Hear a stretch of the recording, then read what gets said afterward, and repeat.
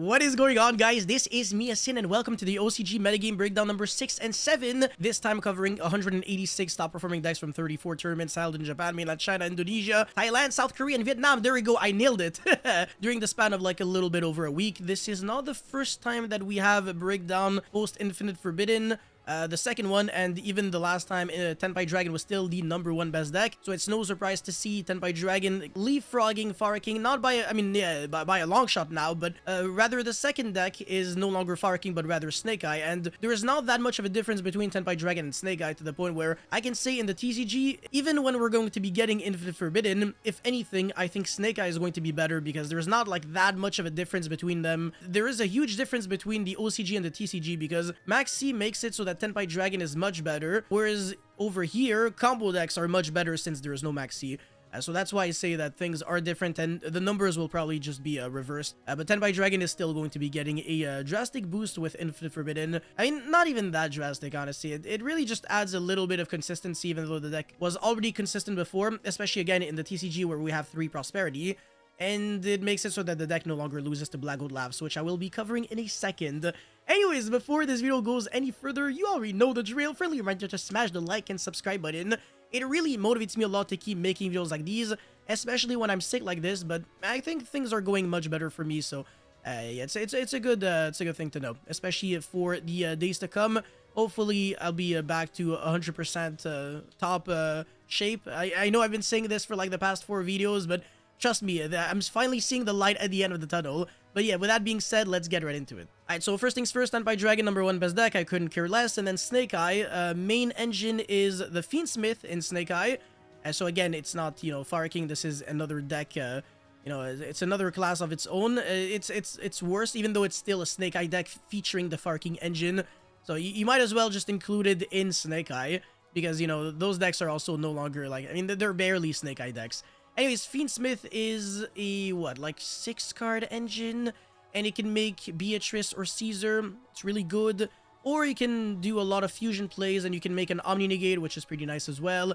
There are a lot of things that you can do, and you can fix a few issues that the Snake Eye engine had before with the Fiend Smith engine. But I don't know if the OCG is doing it correctly, and this is the reason why I'm making this video. I think they're doing a lot of things wrong. But anyways, a pure Snake Eye with nothing at all afterwards, okay? Fiend Smith Millennium Snake Eye, this is the Exodia engine. So if you're willing to play a lot of bricks in your deck, you can summon the Exodia fusion monster, which is pretty broken. The only issue is that it requires a lot of bad cards for you to play, which is every single piece of Exodia. Yes, unfortunately. Anyways, Melodious Snake Eye, okay, we also have that in the TCG, and it's pretty good, right? And then finally, Yubel Snake Eye. It's not really Yubel at this point. You're playing 3 freaking field spell, 1 Spirit of Yubel, 1 Yubel. That's it. You know, even the Yubel deck itself is not really a Yubel deck. 18 Fiend Smith Yubel and 1 pure Yubel. And again, it's basically just a Fiend turbo deck. And we will be getting to this in a moment. Anyways, Fire King, this time, this is, I think, the first breakdown in like several months where we're not going to be seeing any Fire King deck list because this deck is just no longer doing that great. But there's still a lot of articles where you can see like the most recent Fire King deck lists that are doing well. That's not going to stop. It's just, wait, hold on a second. Whoa, did I see this correctly? Hey, yeah, no, I don't even understand what the heck this is. There must be like some form of like joke or meme that I'm not getting. Okay, hold on, you're watching this video right now. What's like the first thing that came to your mind by looking at this deck list? Because a lot of things are wrong, and I don't really know where to put my finger on. Thinking there is a 3 Kirin, 3 Snake Eye Ash. Okay, bro. There is the freaking Garunix monster with no Volcanics. Oh my god, there's Skyburn and Circle of the Fire Kings in the same deck list. Ew. There's 3 Wanted. Okay, yeah, nice deck. Only 2 Bonfire, right? We don't like winning. Oh, that's basically just like my deck profile from YCS Rio. Okay, 2 Combat the Grave. That's actually legal, believe it or not. 2 Duster, Thinking. And then 1 1-for-1 and 2 Imperbs. The extra deck is like just blatantly just a joke. And then the side deck is, again, Thinking. Yes, let's play Volcanic Queen. Heck W, Ruffle Labao. Alright, yeah, anyways, back to being serious. Not really. Okay, so, yeah, Fire King, nobody cares about that. Voices Voice, okay, yeah, sure. Okay, wow, just Voices Voice, not even like Voices Voice Melodious, Voices Voice Yubel, Voices Voice Feeds, nothing. It's just pure Voices Voice, nothing else. I swear to God, man, the OCG is just boring. They don't play enough engines. Anyways, Labyrinth, okay, normal Labyrinth, Fiend Smith, Unchained Labyrinth, Fiend Smith Magical Musket, Fiend Smith Unchained. I swear, man, the Fiend Smith engine is looking more and more like a tier 0 engine by the second, my man. And then Gimmick Puppet, you know, my deck, of course, the man, the myth, the legend, the best deck ever. Boris Gimmick Puppet, even though you can't make Photon Lord, you know, you're just summoning 2 level 8 monsters that don't do shit, but it is what it is. Runic, yes, White Woods, Fiend Smith, Sinful Spell, Snake Eye, Rescue, that deck is garbage, stop playing that. Salaman, Great Centurion, Fiend Smith, Chimera, Infernoid, yo, it's so disappointing, man. And also, no more Ritual Beast, okay, yo, never mind, it's there. Manadome, Memento, that's another deck people keep telling me, Yak Sign, make a video on this. I will eventually, don't worry about it. And there's Dragon Link, Fiend Smith, Cybers, this. Okay, sure. Yo, by the way, Valmonica's nice. I played against it in a 3v3 last Saturday, and, you know, I learned a lot about the deck. It's pretty interesting. So, you know what? You guys can expect a Valmonica combo video and deck profile coming up real soon. It's a really cool deck. Anyways, Flunderies, Lawn Mowing. No, sorry, hold on a second. Yeah, Lawn Mowing Despia. And then Paleozoic, basically Joshua Schmidt Turbo. Raid Raptor, whatever, I don't care, okay. Alright, cool, Tenpai Dragon. So what is interesting about this deck list? Well, nothing. But what is interesting about this player's reasoning? So basically, he's choosing not to play the new Maxi-esque monster, which is Mulch Mummy Puriulia, whatever this is, I can't English. My name's Austin Calling, my bad. But yeah, he's basically playing Phantasme instead, because against the Snake Eye deck, Mulch Mummy Parolia can only draw a maximum of 3 cards, which, you know, on paper looks broken, but it means that you're you're shotgunning it on draw phase or standby, so that when your opponent goes normal summon Snake Eye Ash, you draw 1, and then affect a Populist in the hand, draw 2, well, draw a second card, not draw 2 off of 1 card, hey, whoa, calm down, hey. And then the third card would potentially be Diabell Star from hand. That's it, that's the maximum amount of cards that you can draw from your hand against the Snake Eye deck, which is pretty much the best deck in a way. Even though Tenpai Dragon has the more, you know, representation, I do believe that pure Snake Eyes, or rather Fiend Smith Snake Eyes, is the deck that is winning every single event right now. You know, just like in the TCG when everybody was playing Fire King, but the deck that was actually winning was pure Snake Eye. And it makes sense when it's a deck that can play just so many hand traps. It really is logical. But yeah, what was I gonna say? Oh yeah, when you can only draw a maximum of 3 cards, it's not that great, because more often than not, you're drawing 1 to 2 cards, which means that it's kind of shit. And sometimes you're drawing 0 cards, and then this card's basically a neg 1. And if you draw multiple copies of Mulch Mummy Puriulia, then you're basically hand looping yourself. So you might as well play Phantasme instead, because you're always going to be playing against, like, a, you know, your opponent's always going to be link summoning, realistically. And then you can dig for board breakers like Droplet and Duster. Yeah, not Lightning Storm, obviously, for obvious reasons, because you're going to control a card on the field now. Yeah, no. And also you can dodge, like, infinite impermanence and stuff like that on your things down the battle phase, because you're always going to be seeing the field spell every single time. It's a classic, you know, just like Flunderies, they always see Shifter, field spell, Eaglin, you know, that's like glued to their hand. Tenpai Dragon, it's really similar, but instead it's like, it's every single good hand trap against you with the perfect board breaker and the field spell, and then you're like, okay, you know what, I'll ogre the field spell, and then you go, okay, normal summon red. Or they go, no, even worse, normal summon the Padra, and then you're like, okay, sure, I'll Veiler that. My bad, I hard drew the red anyways, it doesn't matter. So yeah, that's the story of my life, at least when I play against it. And yeah, Tenpai Dragon is not enjoyable to play with and to play against, by the way, just in case that wasn't clear enough. But yeah, no, there is really just nothing else that's really worth covering. Only one Dragonite looking ass. This card is just another normal summon when you're already playing 6 of them. I think that's a little too much, know what I'm saying? Like 3 white and then 2 Genroku. Because if you hard draw this card, it doesn't do anything in your hand. It's kind of like a Blackwing Zephyr the something. I forgot the name. It's Zephyr the Breeze. Right? When you search it, you get to special summon it from the hand. That's pretty much the same thing. Oh, I could have just compared it to like Snake Eye Populist. I'm actually so stupid. But yeah, basically this card is going to be summoning itself from the hand when you search it. And then you contribute it from the field, quick effect. And it's pretty much like the Requiem Fiend Smith or Lone Fire Blossom quick effect-esque monster. Summons a Tenpai Dragon from the deck, so it's nice, but again, you already play so many normal summons, so is it really that worth it? I don't know. And then, yeah, Bankratops, Santa Claus with no Fiend Smith normal spell card because it can search it, but then you might as well just play more Santa Claus at this point, so it makes really no sense. You're really just asking to lose the Droll, and it's not even like you can search anything else, so it makes sense not to play it.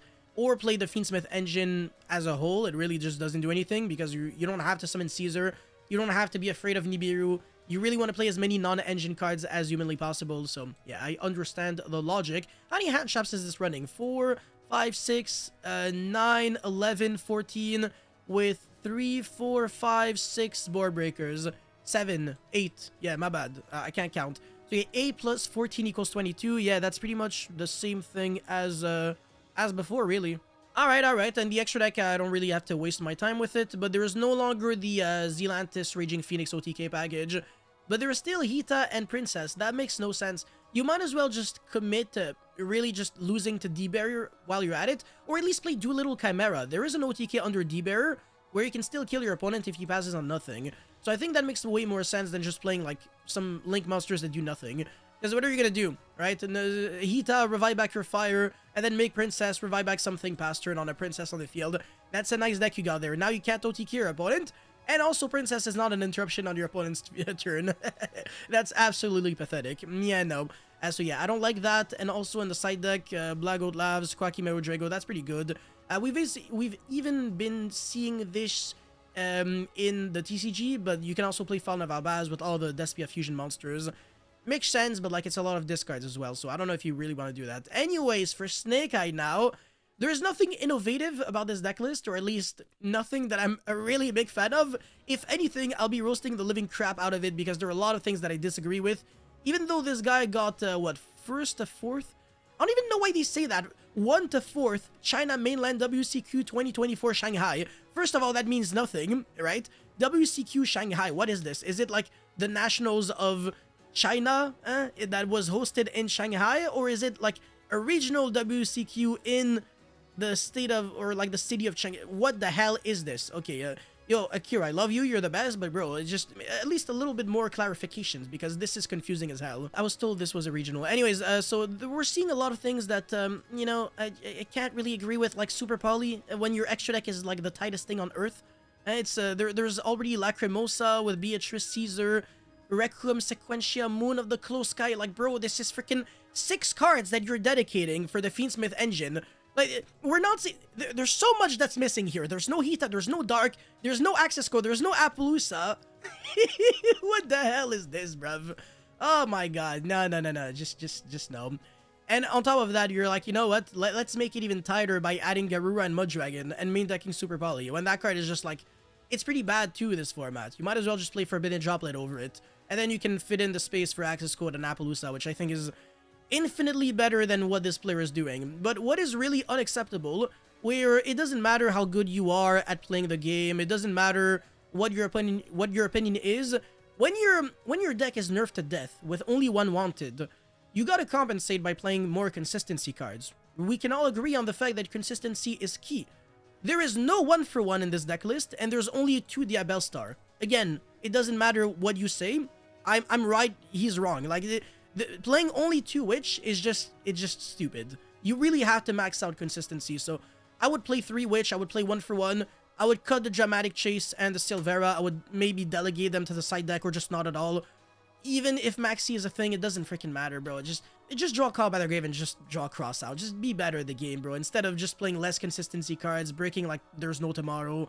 Because now it doesn't matter if you draw hand traps and you don't draw like a way to play the game. You're just not going to be able to do anything. So it doesn't matter. The hand trap ratio is actually not too bad. 3 Ash, 3 Maxi, that makes sense. 2 Droll, 3 Imperm, that also makes sense. And then 2 Valor, because I guess if you can't play 3, then 2 is the best number after that. And then 3 Populous, which usually I would not be agreeing with. But the fact that there's only 2 Snake Eye Ash makes it so that it kind of compensates the amount of normal summons, or rather the ratio of that. But what is really just insanely stupid, no Divine Temple in a pure Snake Eye deck. No, just no. And also no Snake Eye Diabell Star. You gotta play them. I mean, Snake Eye Diabell Star maybe you can afford to live without, but then you gotta play the second Flamberge. Now, I mean, you can, to be fair, no, you can also play like 1 Flamberge, because you can beat Nibiru with a Fiend Smith engine, so that's also logical. But also 2 of the Fiend Smith, like normal spell card, and the Luri. You'd rather play Sanctus at this point, so that it frees up 2 slots in your main deck, and also a bunch of slots in your extra deck, because the extra deck is like so freaking tight, it makes no sense, man. And with just the Fiend Smith, even if you're not playing Luri and the normal spell, if you're playing Sanctus, you can still make everything that you want in like 5 summons. You can make your Beatrice or your or your Caesar. Now, I get the reason behind playing Luri and I don't even know the name of this card, whatever, the card that searches Luri and then discards it. That's the best way to put it. The reason why people are doing that is because they want to be able to go into Sequentia to fuse for the Lacrimosa so that they can go into Beatrice. Beatrice sends Snake Eye Ash, and then go Princess, revive back Snake Eye Ash, and play from there. So I understand, but that doesn't make it good, because now you're playing so hard into Nibiru, it makes no sense. And Nibiru is still scary, it's just that nobody's main decking it because Tenpai Dragon is kind of giving you a reason not to main deck it, but at least side deck 3. But there's only one Nibiru on the side, so that's what makes no sense. It's like, you might as well commit to playing, you know, the good hand traps that beat your deck because you're playing so hard into them. You're playing hard into Droll by going Fiend Smith, search another search card so that that card does nothing when you get Drolled. Whereas if you went for Sanctus, at least you can go for Caesar, which is so much better, but now you're not doing that. Or you can go for Beatrice and then send your Floodgate with Angel of Blue Tears, but there's also none of that in this side deck. There is, though, in the Yubel decklist, which we'll be covering in 2 seconds. So yeah, a lot of bricks in this decklist, not enough consistency. You pretty much, at this point, have to be lucky to win with a decklist like that, because nothing sets you apart from the other players when you're just playing practically less consistency cards. You just have to sack for like long durations of like the event. So yeah, no, just everything about this, no thank you. But at least the Mulch Mully something, if you really put in a lot of thought into it, this card might be really good. I'm gonna make a full in-depth video on this card with like every single matchup pretty soon. Kaiser Colosseum, what is this doing? Your end board has a lot of monsters on the board, so it's like, how is this hurting your opponent? I don't get it. Anyways, finally we got Yubel now. This time, I'll take a little break from roasting because this is actually not too bad. And this is one of the most logical decks to play, I think, in the OCG. It makes a lot of sense because this is the best deck to utilize the Fiend Smith engine out of all the top decks, because your deck already plays the Fiend monsters. So your Fiend Smith engine, it's not just a bunch of monsters that have to be used as materials for Beatrice or Sequentia, Lacrimosa into Princess and stuff like that, where you're really just turning bodies into like another like generic body that you might as well just play more, you know, Snake Eye cards at this point. In this deck, the Fiend Smith, you can turn it into Yama, into Unchained Soul of Rage, get your Yubel and Unchained Engine going from there, because you can also go Beatrice, send, you know, Samsara Lotus, and then go Muckracker Revive and play from there. So there are a lot of really nice things that you can do. Or you can go Beatrice, send Yubel, and then go for Phantom of Yubel, and then beat Nibiru. Yeah, it's a really nice engine overall. And this, I want to say, has slightly more improved ratios, at least over the Snake Eye decklist that we just saw. Yubel players are kind of understanding the perfect ratios for the Yubel deck. So essentially, for Dark Beckoning Beast and Chaos Summoning Beast and Opening of the Spirit Gates, they kind of realized that if you're playing 3 Opening of the Spirit Gates with only 2 and 1, you are minimizing the risk to Effect Veiler and Infinite Impermanence, but even Droll and Logbird, because if your only starter, right, is Dark Beckoning Beast and it gets Veilered, then you got nothing that you can really push with afterwards. But if you go straight with Opening of the Spirit Gates, and you search Dark Beckoning Beast there, if you go normal summon Dark Beckoning Beast and you get Veilered, that's completely fine, because you still have the ability to make Almirage, and then Opening of the Spirit Gates effect, discard Revive back, and then you can make a link to, like, Moon of the Closed Sky, and then turn it into Vice Requiem, tribute summon Fiend Smith from deck, and just play from there. So it's really not too bad. If you get Drolled, it's pretty much the same thing. So you don't really lose all that hard to hand trap, so it's really not, like, the end of the world, especially if you have, like, another extender, then you can make either Beatrice or Sequentia with the Fiend Smith that you summon off of Vice Requiem, and pretty much play from there. This is definitely an understandable ratio. In case you're wondering, what does Chaos Summoning Beast do? Nothing. All of its effects are irrelevant, because we don't play any of the Sacred Beast, kind of like Egyptian god-esque monsters in this deck. They are bricks, unfortunately, even though they're really cool. It's just that Dark Beckoning Beast can search any card that mentions them from your deck to your hand except itself. So you want to have another monster that Dark Beckoning Beast can search, because Dark Beckoning Beast can search Opening, and Opening can search either one of them. And obviously, if you don't already have Dark Beckoning Beast, you're going Opening, search Dark Beckoning Beast, and then normal summon, and then search Chaos Summoning Beast, and then normal summon that, and then make Yama, search Sharvara, and then you play from there. So yeah, I really like that. It's a 1-card combo that's really explosive. You can do quite a lot. I'm a big fan. The only thing I'm a little confused about is 2 Yubel. I feel like 1 Yubel should be enough, because you keep shuffling back everything, and Spirit of Yubel can also summon back from the Banished, so I just don't think this is necessary, but you let me know if I'm wrong. Maybe 2 Yubel makes sense somewhere. I don't know. And also no level 12 Yubel, the ultimate nightmare. That card sucks ass. It doesn't do anything. And it's actually the worst Yubel monster because it's the only one that doesn't float. So yeah, your final evolution is worse than the pre-evolutions. And yeah, the rest of the deck list is also pretty good. Eternal Favorite, I'm not a really big fan, and Abomination's Prison, also not the best, but it's understandable because you want to decrease redundancy and you want your Sharvara to get as much value as possible. But I do believe that 1 Nightmare Pain is enough because opening of the Spirit Gates can recycle it back from the graveyard to the hand. So if you do get hit by Ogre, then you can recycle it back. But nobody's playing Ogre anyways, at least not in the main deck. There's 2 Ogres here on the side, and 1 Ogre here on the side, 1 Ogre in the main. Apart from that, the card's just not really good. So yeah, 3, 6, 8, 11 hand shops in 42 cards. Yeah, that's a really low likelihood of drawing a hand shops, unfortunately. Yeah, it's like an 82% chance of something like that out of the top of my head. My maths are not perfect, but it should be around that. We're seeing Angel Blue Tears with D-Berry and a pointer with a Red Lotus in the side. More board breakers, not a lot of hand shops, really. That's like the only thing I would change at this point. Would really just like fine-tune even further. Maybe like cut Yubel to 1, cut Nightmare Pain to 1, cut these 2 cards, and then maybe play more hand shops. But apart from that, everything is just perfect. And again, I really just like the toolbox synergy that rather all the Fiend cards have with each other. It's pretty nice. And also, if you cut Eternal Favorite, yeah, sure, like you're adding a lot of redundancy in your deck, but you're also making it so that you don't have to play like Das Ewig, like something like whatever. It's a German name, I forgot, but yeah, the Yubel fusion dude. You don't have to play that while the fusion girls, whatever. It's a monster. It's not even like a human. But anyways, in conclusion, the World Championship qualifier has begun in the OCG, and the first 2 weeks has Tenpai Dragon, Fiend Smith, Snake Eye, and Fiend Smith Yubel taking the top spots. Doesn't really change all that much, but I am looking forward to seeing the deck list that people will be utilizing in order to qualify themselves for Worlds. This is definitely something I will be covering and trying to make a bunch of videos about. But yeah, that's pretty much it for this video, guys. Thank you so much for watching. Don't forget to like and subscribe. I'll see you guys very soon. Peace.